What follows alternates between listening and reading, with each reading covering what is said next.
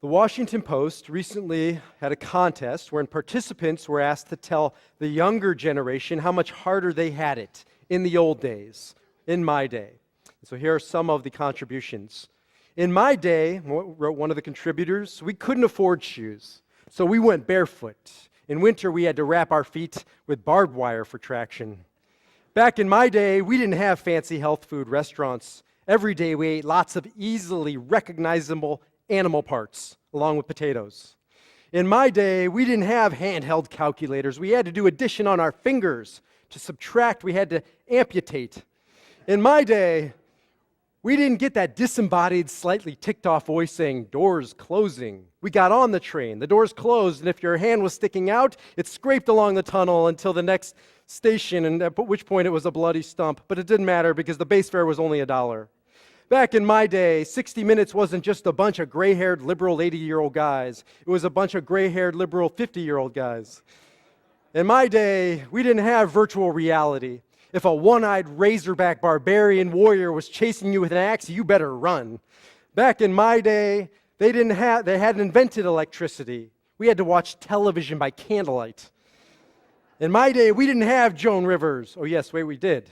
Back in my day, we had Mick Jagger and the Stones. Oh wait, you do too. In my day, we didn't have water. We had to smash together our own hydrogen and oxygen atoms. Kids today think the world revolves around them. In my day, the sun revolved around the world, and the world was perched on the back of a giant tortoise.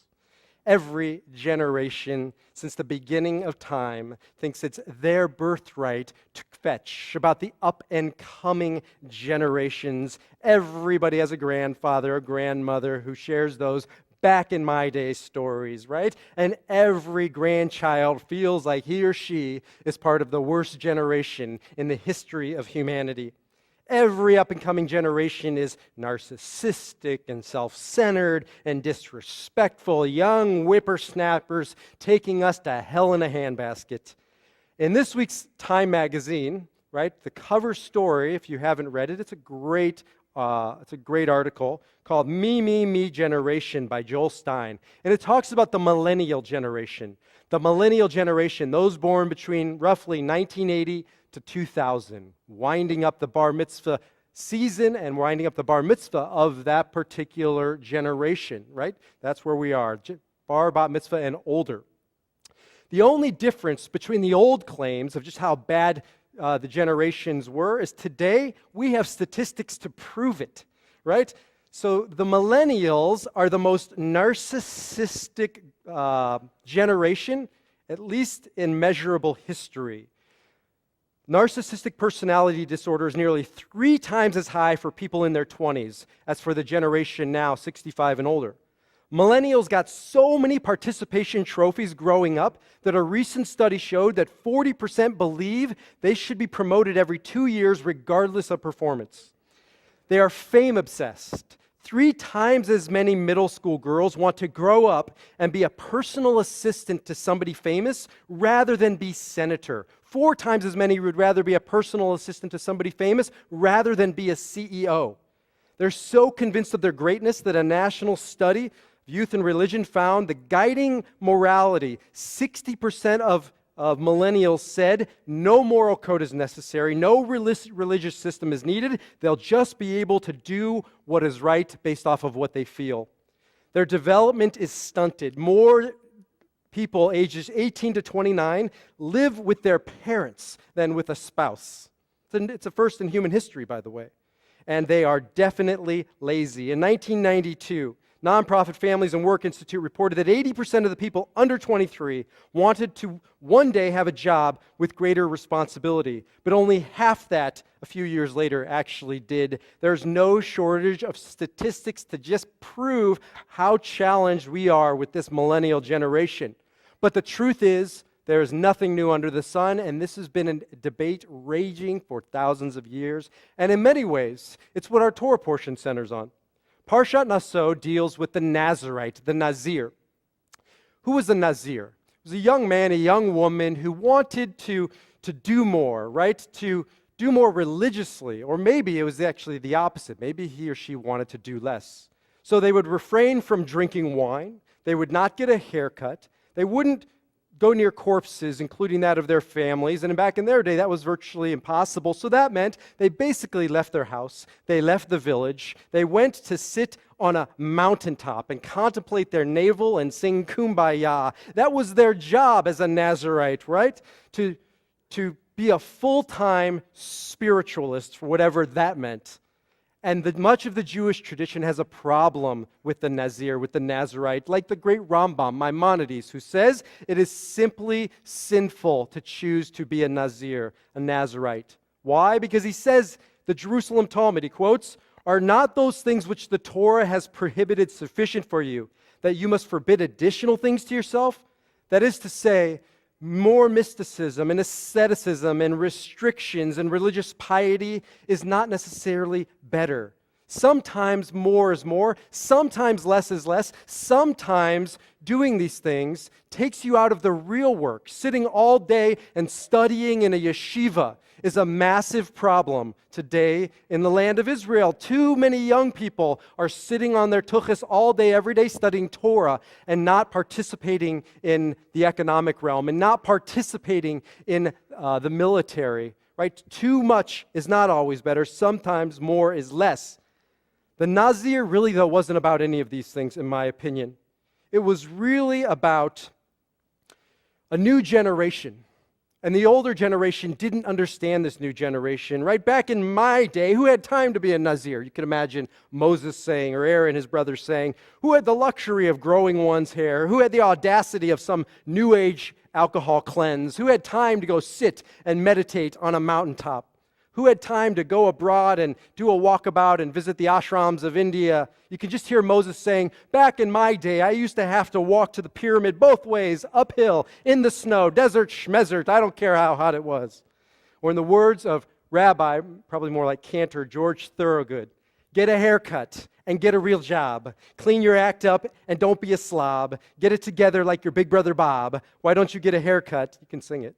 And get a real job. In many ways, this is exactly what the older generation was grappling with the younger generation. In many ways, the Nazir was a new generation with new values, with new ways of looking at the world and doing things. And they were challenging the existing rules, and they were challenging the existing leadership, and they were challenging the prevailing way of life, and that was scary to the older generation. And the generation felt like this younger generation was filled with, as we say in Hebrew, chutzpah, audacity, gall, nerve. And in many ways, that is exactly what is happening with today's millennials. They are challenging the existing rules. They are challenging the existing leadership. They are challenging our way of life. Yes, millennials are lazy. They're statistical proof. Yes, they're self-absorbed. Yes, they're entitled. Yes, they have chutzpah. And you know what? Good for them. Because that's what it's going to take to change a fundamentally broken world. It's not without problems. It's not without shadows and dangers. But maybe, just maybe, they're the answer to our prayers. Maybe, just maybe, we're raising the next greatest generation. Now, how could I say that, right? The greatest generation, they're out there. Some of you are part of them, or they were our parents or our grandparents. They're the greatest generation. They hold the title. They hold the fame. But have you ever heard about the greatest generation? Not from their viewpoint. From their viewpoint and our viewpoint, they are the generation that made it through the Depression as kids and scrimped and saved and learned how to make do with what they had. And they are the generation, right, that went to war and fought off the Nazis. And yes, they are the generation that forged a new America after the war and sacrificed and heeded JFK's call, right? Ask not what your country can do for you, but what you can do for your country. This was the greatest generation, and they lived that out. But that's not what their parents and grandparents thought when they were growing up. The youth of the 1930s, roughly, were not called the greatest generation. They were called the lost generation. There are article after articles about just how horrid this young generation of whippersnappers really was. Never had young people been so violent, mentally disturbed, drugged, lazy, promiscuous, criminal, and hopeless, quote unquote. Here's another quote. A generation numbering in the millions has gone so far in decay that it acts without thought of social responsibility. This was in Harper's Monthly, 1936. High school kids are armed, out for what they can get. The lost generation is even now, as I write this, rotting before our very eyes. The disgust, the despair, the hopelessness over this yet to become greatest generation goes on and on and on. And yet 6 decades later, Tom Brokaw, right, the spokesman of the greatest generation, the champion of the greatest generation, said that he renders this accepted verdict that the sacrifices and the sense of duty of that generation literally saved America and the world as we know it. In his article, The Me Generation by Joel Stein, he goes on to say, now Tom Brokaw loves the millennials. He calls them the wary generation, and he thinks their cautiousness in life decisions is a smart response to an ever-changing world. Their great mantra has been challenge convention, writes Brokaw. Find new and better ways of doing things. And so that ethos transcends the wonky people who are inventing new apps and embraces the whole economy. My friends, we have stats, statistic after statistic, attesting to the horrid nature of the millennials and the generation that is up and coming. And we have even more statistics talking about just how great they are. Yes, they have chutzpah of entitlement. But you know what? They're entitled, they see themselves entitled not only to take, but to create. They believe they are entitled to sit on their tuchus, on their parents' couch, and surf the internet while creating new ways virtually to fix the world's social ills. They feel entitled to their apps and their devices as a way of bringing tikkun to a much-needed olam, bringing repair to a very broken world. They feel entitled to innovation and new ways of thinking and doing things. Yes, they have the chutzpah to challenge inherited values. Inherited values like racism and sexism and homophobia and religious intolerance. Millennials are the most accepting generation we have ever raised. There isn't even a close second. No, they're not going to church. They're not going to synagogue. Over 1/3 of adults under the age of 30 don't belong or don't participate in formal religion. It's a first in religious history, and yet they are more likely to believe in God than my generation, right? So it isn't that they don't believe in spirituality and God, it's just that they're challenging our assumptions in the way that it's always been done. And as for the inherited value of post-World War II to the big 80s, of bigger is better and big things and big stuff, this is a generation that is not enamored with big stuff. They want smaller. They want more environmentally sound and economic and sustainable. And this is a generation that doesn't even want things. Over and over again, they have shown statistically this is a generation that wants experiences. Yes, they spend money, but you know what? This up-and-coming generation is saving more money than any other generation except for the greatest generation. Now, it's not hard to save money when you're sitting at your parents' house at age 29 using their credit card. So it's not all good, and it's not all roses, and it's not all glorious, but it ain't all that bad either. This is a generation that has chutzpah to challenge the power structures. I read in preparing, actually, it was Alex Feiner's bar mitzvah a few weeks ago, and I gave a talk about military. And in that, I found an interesting quote by an Army recruiter named Gary Stittler, who said he is more impressed with the millennials than any other group he's worked with. Yes, they had to lower the physical standards for the millennials. Too much sitting on the tuchus and playing video games isn't great for building muscle. However, this is the generation that enlisted the previous generation ago was a sort of do generation. This up-and-coming generation is a think generation. Think before you do it. This is a generation, he says, that is 3 to 4 steps ahead. They're coming in saying, I want to do this, and then I want to do that, and then when I'm done, I'm going to do this, that, and the other. They have the chutzpah to challenge the power authorities. They have the chutzpah to challenge the world. They believe they can take on corporations, and they are, with things like startup companies. They are changing the way we do commerce. They believe they can take on newspapers and other traditional forms of media, and they are, through blogging, getting us news faster and quicker than ever before in human history.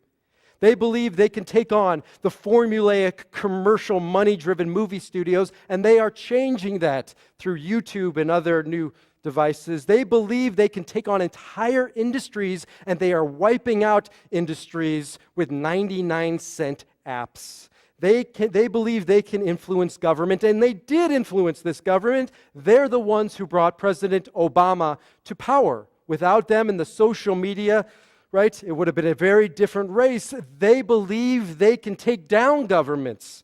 Look at what is happening around the world with Twitter and camera phones, video recording and tweeting about what's happening. These young millennials are filled with chutzpah, and they're not afraid to use it. But I'll end with this, last but not least. This is a generation that grew up under the shadows of 9/11, the longest wars in U.S. history, the Great Recession, the Arab Spring, which turned into summer and fall and winter and spring and summer and fall and winter and spring. This is a generation that's grown up with school shootings from Aurora to Columbine to Sandy Hook. This is a generation now that has to live with things like Boston Marathon bombings, and yet statistic after statistic says they are the nicest generation yet. They are more hopeful than previous generations. They are more confident, for sure, than previous generations, and they are more optimistic about their personal future, about this country's future, and about the world's future. And they have the chutzpah to hope. They have the chutzpah to dream. They are indeed the largest generation in American history at 80 million strong, and they just might have the chance to be the greatest generation. So let me end with Joel Stein's quote. So yes, we have all the data about narcissism and laziness and entitlement, but a generation's greatness isn't determined by data. It's determined by how they react to challenges that befall them, and just as important, how we react to our children and our children's children and their reactions. Whether you think millennials are the new great generation of optimistic entrepreneurs or a group of 80 million people about to implode in a dwarf star of tears when their expectations are unmet, depends largely on how you view change. For me, I choose to believe in the children, in these children, in the millennials, because God knows they believe in themselves. Shabbat shalom.